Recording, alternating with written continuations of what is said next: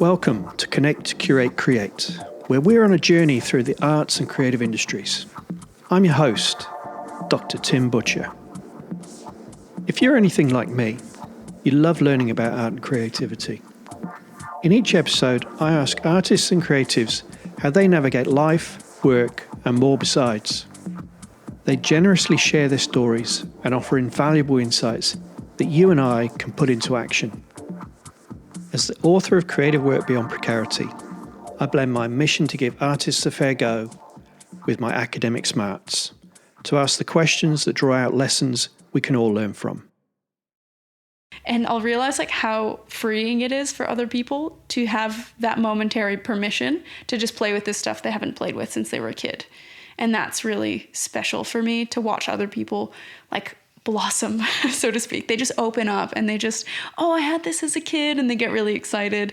And I just wish more people, it's just okay. Just buy the Lego if you like it. It's okay. It's not that serious. And I really like that. I like people being able to engage. So working with restaurants and putting these exhibitions together where there's artwork and you can come and you can see it, but it's this bigger thing. It goes beyond that. It's an experience, and you'll remember it, and you can bring your friends, and you don't have to buy an artwork, and you don't have to stand silently in the corner and pretend you have these deep thoughts about the work. It's okay. You can just have a good time. Everything it's just all interconnected. Every new thing I explore, it adds to my work, and hopefully I rub off on that person and it influences what they do. So I think the more you can connect things that haven't been connected before, the more there is to explore. In this episode, I talk with Katie Barron, an artist based in Launceston, Tasmania. Katie shares with us how her arts practice has evolved, and with it, her confidence to try new and interesting things. She gives us a fascinating glimpse into how her art can draw viewers in, a playfulness in her work that can invoke nostalgia, and how she is curating unconventional creative experiences that enable people from all walks of life to get involved and find joy in art. Be sure to also check out the show notes for highlights and links that you can use to shape your own journey. If you learned something from this episode, follow us on your favourite podcast app and tell your friends about Connect, Curate, Create. Welcome back to the podcast. So here we are, episode 2 of season 2, and back with another live recording in person in Launceston with artist Katie Barron. Katie, welcome to the podcast. Hi, thanks for having me. Katie, look, thank you. You invited me to your studio here in your home, and I am blown away by all of your work on the walls. And we've already had an in-depth discussion, which I should have saved for the podcast, but perhaps what we should do is really try to first get back to the very beginning. So painting is your practice. Where does that come from? I would say it's fairly recent. It's about 5 years ago I started painting. But my artistic activities, I guess, predate that. I've always drawn. I think like a lot of artists, I drew as a kid. And then I started to kind of really double down on drawing and draw really regularly, probably 6 or 7 years ago. I was really interested in tattoo culture, and I wanted to become a tattoo artist. So I was drawing a lot at that time. I had a mentor, and he had me drawing 50 roses in 50 different styles. So I did that religiously. And then I jumped ship on Canada. I moved to Australia for the first time and kind of blew my chances at an apprenticeship that I wanted to do for tattooing, just because I had itchy feet and I wanted to come see what Australia was like. And at that stage, when I didn't really have a reason to be drawing a lot, I kind of started investigating other things, and it led me to painting. Okay, yeah. So, I made a huge assumption there. There's a lot of painted work on the walls. And you did tell me before about photography. Yeah, I can give you a kind of bullet point timeline, and that might help illustrate what happened. because there's a few kind of concurrent activities that are confusing.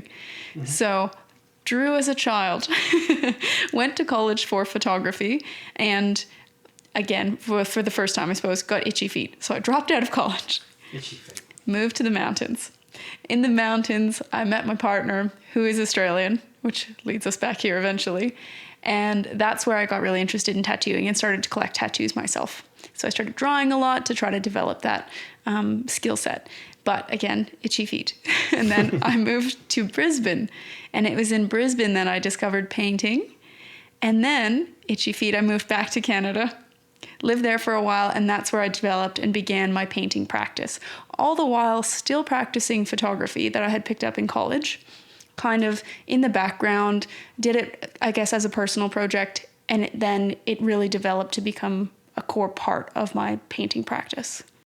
Yeah, right. And so what you were telling me before the interview, or showing me, in fact, was how you do a lot of the work in making the photograph. So myself as a photographer, I'm really interested in why you add that, or how you add that extra layer of painting, and why you go to that effort. So this is sort of two-part question. So yeah, I'm very picky about the image, the final image of the painting. I have some training in photography, and because of that, that's where I feel most skilled in manipulating the image and getting that final draft of what I want. So I do it at that stage. And then I think just societally, socially, because I wasn't part of the art scene, I had that same internalized view of fine art that I think a lot of people have, that a fine artist is someone that can paint in a way that looks like a photo, paint realism. And so I just dedicated myself to doing that because I thought that was the way that you become a fine artist. And I just went really hard at that. And so now I do that. And it's kind of brought me to this position where now I know that's not, the thing that defines a fine artist, but I have the skill set, so I might as well use it. So I have kind of a weird practice where I'm a photographer, but I paint instead of print. Yeah. And so over your shoulder right now, there is a painting that is incredibly real for me. It is an inflatable, golden, very shiny dinosaur, sort of a party balloon is the way I would describe it. So realism, but sort of real realism would be my naive way of putting it. So you're exploring realism. Is that something you're doing with your practice? Yeah, I think a lot of things like that, paintings with those really shiny metallic surfaces and transparency, comes from that way I came to painting, of that idea of show off the skills, that kind of master craftsmanship side of it, and painting those textures that are perceived as difficult to paint. So I am attracted to painting those things because it does have that kind of wow factor. And then it kind of has become a part of the conceptual component of the practice as well. And it's all intermixed. I came to painting because it was just, I wanted to make pretty things and feel like confident as an artist. So I just practiced that a lot. And now that I can make those sorts of things, I kind of think of myself as a very slow physical printer. And that's a little bit frustrating. I can make any image. I pick a thing, I can just copy it, I can make it, but I don't fundamentally differ from a printer.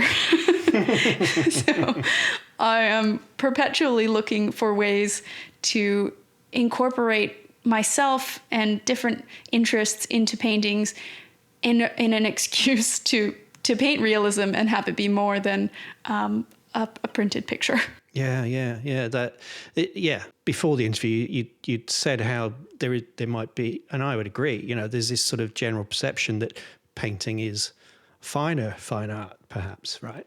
And that's probably, it's been theorized extensively, the idea of mechanical reproduction. And so perhaps my interpretation of what you've just told me would be that your process is to push the limits of mechanical reproduction through human means. It seems like, it's that you're testing and in so doing, you're testing the limits of the viewer's perception as well. That's right. I do like that moment where the illusion breaks and people get close to the painting and they can see the brushstrokes and it's a painting, you know. I think I'm really impressed with kind of looser painters who have that beautiful painterly loose brushstrokes and it's very obviously a painting, but they've captured the light so fantastically. Like that blows my mind. And for me, that only happens on the really close scale. You have to get really close for that experience to happen. But I like when it does. I like seeing people get really close to the paintings and go, oh, that's actually painted. Wonderful. And yeah, look, as in your lounge room there is a painting of yours of a toy princess. I don't know which doll it is actually, but I guess it's that she has a name or they have a name. And but the I'm showing my age here. The outfit they're wearing, you know, I said to you, that is, you know, that is silk or velvet or what, you know, that is that fit. I want to go and touch that, and so you're inviting the viewer to get closer, to test, to see what it is. Yeah, that's right. I feel like because I come from a background that has been more design-based, realistically, tattoo design, you know, clients are coming with their idea and tattooers are making what they want for it. I have this perception of composition and beauty, and that's important to me in my work. I want it to look beautiful because I think there's a give and a take. And if you're taking, which a lot of artists are doing, right? Like you're making work that requires a lot of thought and a lot of contemplation, and that's taking. You're asking the viewer to do some work for you. I want to give as well. So there's an exchange. So I'm giving this beautiful thing that's inviting and it has this kind of appearance of texture to bring you closer so that you allow yourself time and I can take your contemplation. Yeah. That's wonderful. It's an exchange. It's no, and there's value in that. You're both getting, there's something happening. And look, what I'm really intrigued in is one of the things I'm really intrigued about is a lot of these paintings are sort of toys or sweet foods, the sorts of things that appeal to children. You know, it brings out some sort of childlike joy in me when I see your work. The chocolate egg, the chocolate bunny is not something I grew up with. I grew up with chocolate eggs in the UK. We didn't have chocolate bunnies as far as I know. But the one that I keep seeing it on Instagram and it just brings out this childlike joy in me. So what sort of responses do you get to your work? And, you know, would that be a common way of people responding to your work? Yeah, definitely. I mean, kids love it, which just makes me happy. I'm a child at heart. I think a lot of us are. Kids really love it. A lot of adults who see it will see some element of their childhood in the work. It'll be nostalgic in some way. And that's really nice too, because you kind of connect with them at a more primitive level almost in kind of their childlike self. And even some work that I don't think of as particularly childlike. Like I have one that, look, it's a real tomato, the vegetable, with sewing pins in it. And it's just kind of a reference to that sewing tomato that a lot of people have that's a pin cushion. And I've had people have a really strong response to that because they grew up with it, not themselves because it was a kid's toy or anything, but because their grandmother had it and it was in their life when they were a kid. And that's probably what attracted me to it as well. I do have one because I do sew, but I think I have it and I like it because it was around when I was a kid. So there is like this nostalgic element in almost all of the work that it's hard coming from a different culture, coming from Canada.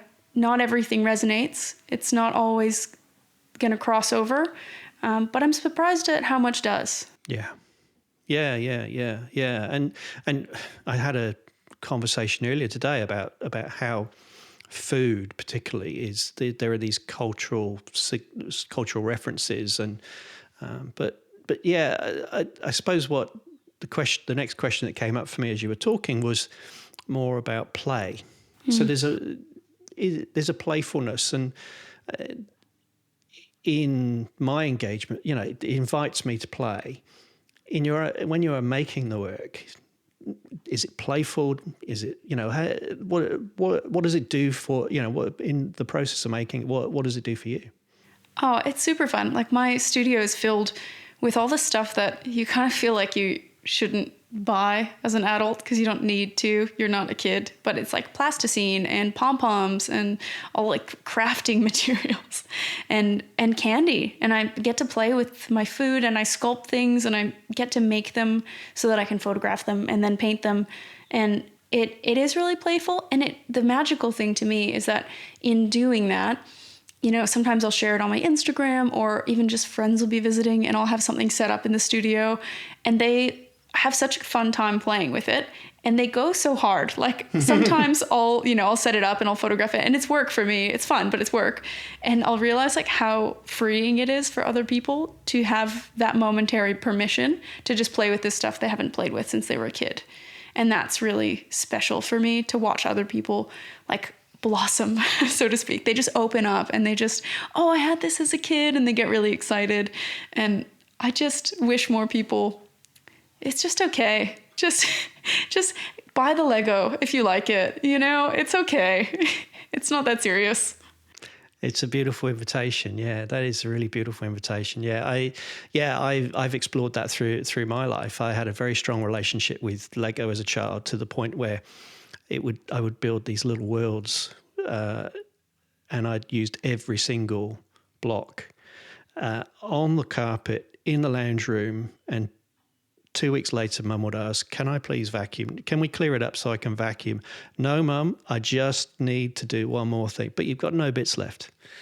But yeah, and so I have some Lego on my desk now. I've had a lot more Lego as an adult. It was my midlife crisis. But the thing, but it's not something we all feel we can talk about. It's not. So I suppose by showing your work publicly, you are inviting people into a space in which they can engage playfully. I went away from the question I really had. So again, thank you so much for inviting me into your studio. So many things caught my eye because they're so playful. But most of all, I think, was the dish sponge with the birthday candles in the top of it.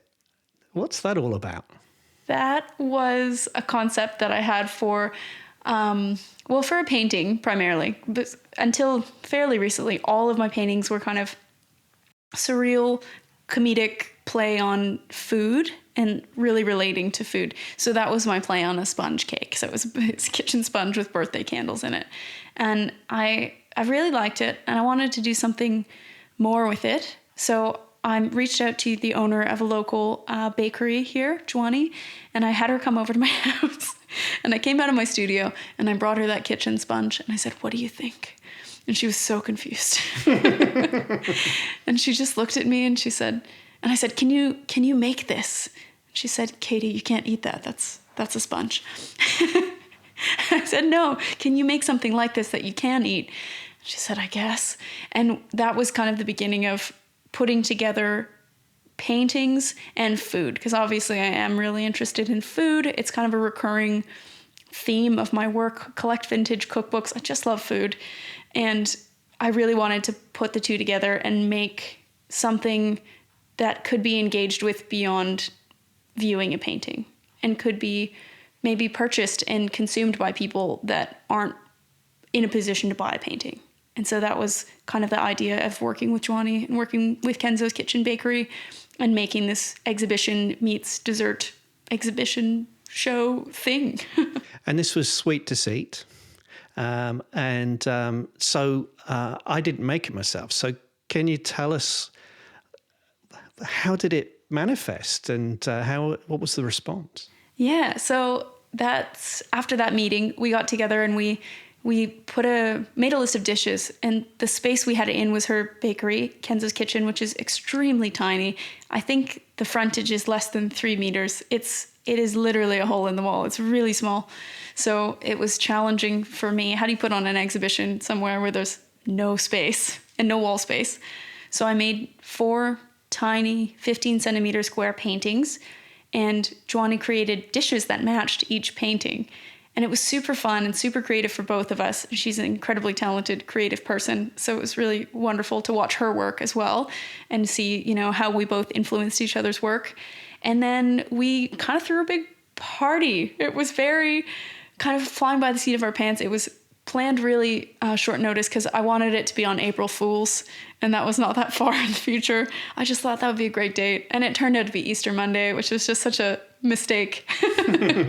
But despite all of that, we had a massive turnout. People were really interested. I think it was just confusing. It was an art show, but it was also, it's a bakery, it's fun desserts. And that's what it was. It was, you can come see the paintings and then order them. We had misfortune cookies that had bad luck in them. We had the kitchen sponge, which was a beautiful pandan sponge cake, a konjaku jelly dish as well, and a peanut butter and jelly donut. Oh, wow. Yeah. Yeah, that's the one I would have gone for. Oh, it was delicious. I think that was my favorite. Oh, wow. And yeah, you've spoken again about something that we discussed earlier, which is really sort of pushing the limits of the participants, the viewers' imagination. It's so, and testing this idea of realism is by I see this image, I can eat this thing, and so and you're bringing all the senses together as well in doing so. Yeah. So are you going to take that concept further? Yeah, this was really eye-opening for me to do Sweet Deceit and see how well received it was. It was kind of a shot in the dark in a way. I thought it would be really cool, but I had no idea if it would be well received or if people would be on board. I'm used to everything from a painting perspective, and I'm used to exhibitions just being kind of the same. I mean, a lot of it, galleries do a great job at making it a bit different, but overall the structure is quite similar. You have paintings on the wall and you come and you see them and there's maybe canapes and drinks and that's what it is. And then the exhibition stays up. But I noticed my own friends were really they would come out to support me, but they weren't very comfortable in those openings and those situations. It just wasn't their scene. It's not what they come from. And it's the same for me. Like I didn't grow up going to galleries or openings or anything like that. So even though now I do and I'm comfortable, it's not a familiar space despite all that. So I'm looking at bringing artwork into a familiar space for people and collaborating with, I think, mostly restaurants. I'm really interested in restaurants. I like that tactile quality to it, and the affordability is really important to me. You maybe can't afford a painting, but you can probably afford a cocktail or a small dessert.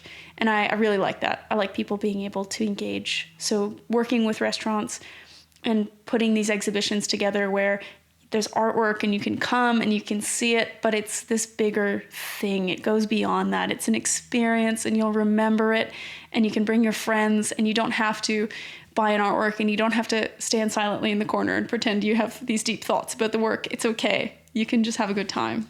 Yeah, that's awesome. Awesome. Well, I'll definitely be at the next event. That's for sure. And it's not just an event; it's an experience, isn't it? We live in the experience economy now, and our sensations are. We're stimulated visually, and I've lost the word, but social media.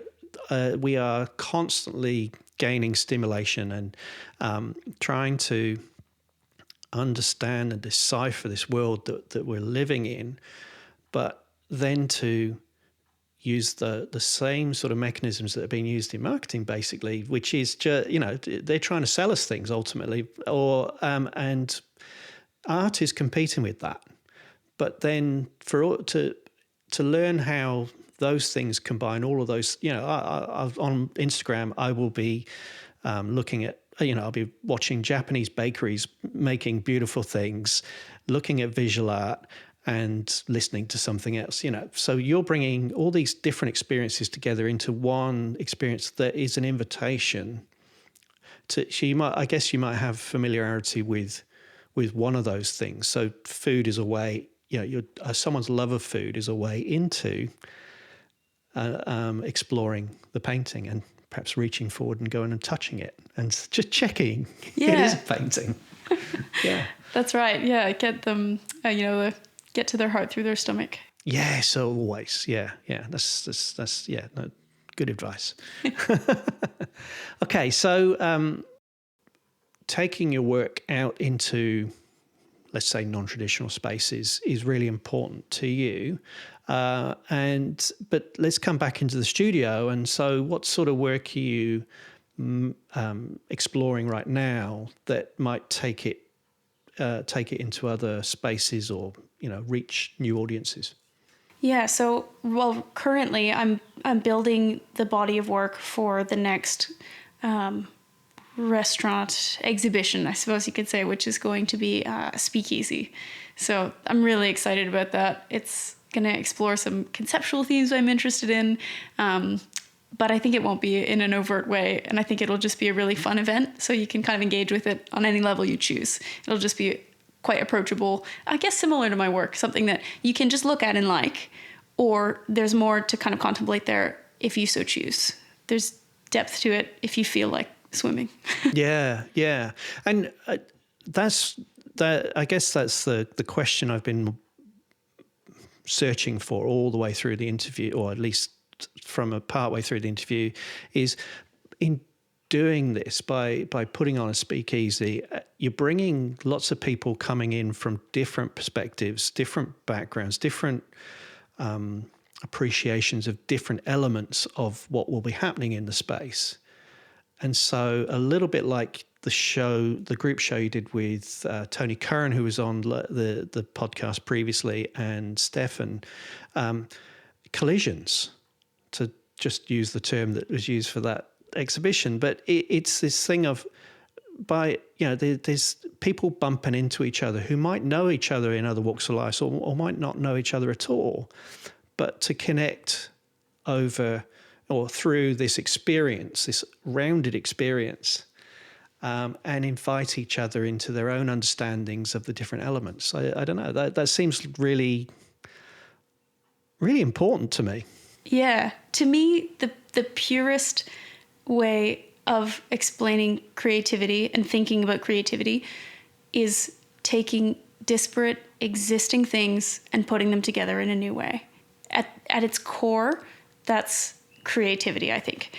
And so I just like to do that in every element, in every aspect. And I think with people as well, like in doing this, I've been working with chefs and bartenders and just watching their creativity and their processes and their interests. And it's just so relevant to my practice. And it's just all interconnected. Every new thing I explore, it adds to my work, and hopefully I rub off on that person and it influences what they do. So I think the more you can connect things that haven't been connected before, the more there is to explore. Yeah, that's wonderful. Wonderful. That's something we can all take away, I think, is, to understand what creativity is, and that we are presented with it all the time. And I think we are, I talked before about this sort of saturation of imagery and media that we have. And through that, we start to search for what is real, what is art, what is creative, what's the thing I can really relate to, what's meaningful to me. And so, when we see a chef preparing sashimi, it's a beautiful thing. Mm. When we see a painter making a beautiful painting, or we see the work on the wall, it's a beautiful thing. So I suppose inviting, all these interconnections. Mm. Yeah, and it's more than art. It's the creative world that we live in. I was trying not to use the word economy or industry there, but that's it, right? It's an embrace of creativity, which is all too often a dirty word in the arts. I mean, that's just me. I won't load you up with that one, Katie. But for me, yeah, your work seems to explore those intersections, at least for my thinking, based on what you've been telling me. So, yeah, look, that's enough of my interpretations. Let's get back to you, Katie. So, I've sort of already asked you the what's next, and you've shared with us the speakeasy. But so perhaps an even broader question based on your answer to the last question is, what do you see as the future of art and creativity, in taking it out into the world or being in the world? What do you think is the future of creativity? Yeah, it's varied, I think, is the answer. Especially for myself, I have a lot of interests, and the more I go down each rabbit hole that I go down, the more I'm interested, and now actually as I gain confidence in my career, the more I'm willing to invest in a rabbit hole at any given time. And whatever that may mean, I think there can be a lot of fear of stepping out of what you're known for or what you do. And that's kind of plagued me for a long time with being a painter and have to paint and make these paintings. But the more I kind of evaluate my own practice, well, actually, I'm a photographer. I just print with my hand. So if I kind of consider that, okay, I've already been two things. Oh, well, actually, I also sculpt the things that I photograph. So, am I a sculptor? And it kind of opens the door to, okay, well, if I am a sculptor, what other sculpture-related activities can I do? And just really kind of expanding on that. And I think, yeah, like you were talking about dirty words, marketing is really interesting to me, and the creativity involved in marketing and the beauty involved in some marketing campaigns.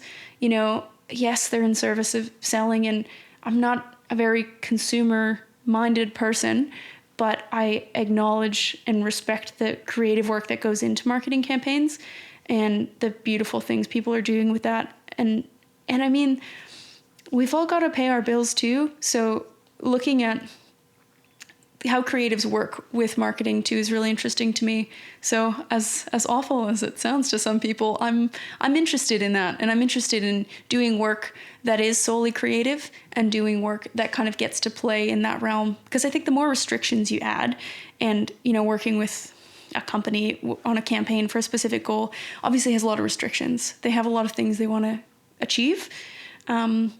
To me, the more restrictions you have in your work, the better it turns out. The more you kind of have to dig deeper and really uncover the good stuff.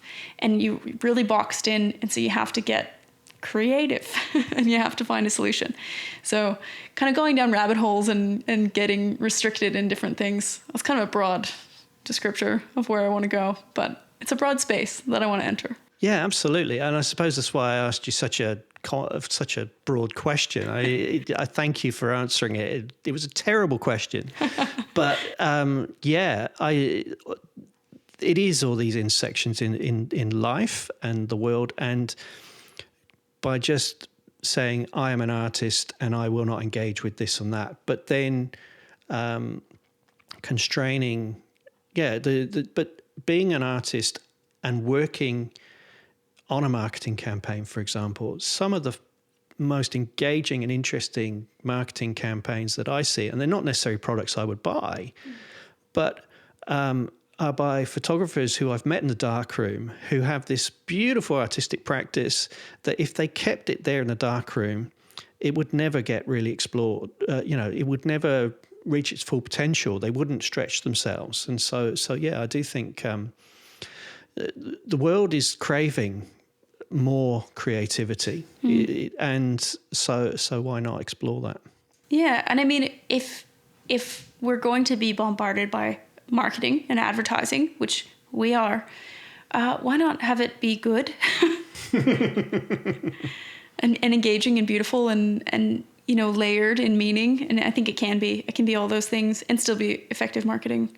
And you're seeing it in fine art too. I see fine artists working with like Tiffany's and Louis Vuitton and these really high-end brands, and it's kind of weird. You see this blurring of the lines of, oh, are you advertising? It's like, no, they're just displaying their work in Louis Vuitton's front window.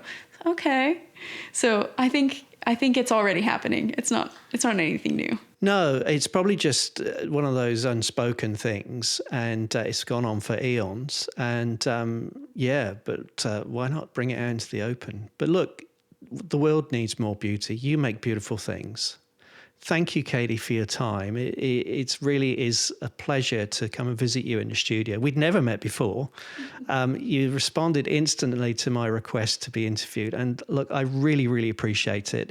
I just hope this is the beginning of a conversation, because your practice fascinates me and your work is beautiful. Thank you. Oh, thank you so much for inviting me on. It was lovely. Thanks for listening to this episode of Connect, Curate, Create. I hope you found inspiration and insights that you can apply to your own creative work. For highlights and links, check out the show notes, and be sure to follow us on your favourite podcast player so you never miss an episode. Tune in next time as I continue to explore life and work in the arts.